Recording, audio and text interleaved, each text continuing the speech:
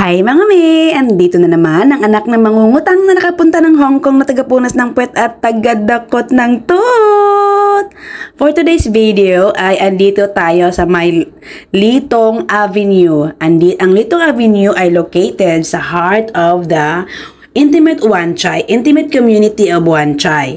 At ang Litong Avenue ay isang three-line pedestrian avenue na napapalibutan ng mga high-end retail shops, cafes, mga dessert shops, restaurants, and bar.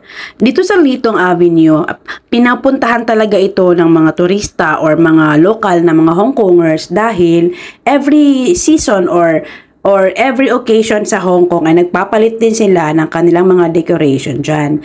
At kapag pagod ka na galing sa trabaho, ay pwede kang mag-chill-chill dyan. Dahil sabi ko nga, maraming mga bars at marami ding mga expat ang gustong-gusto talaga na magtambay dyan sa Litong Avenue dahil ang ganda lang ng ambience at marami ka rin makikitang mga shops nga dyan. Pwede kang bumili at saka pwede kang mag-chill-chill lang. Wala tayo lang makikita, wala na mga lang.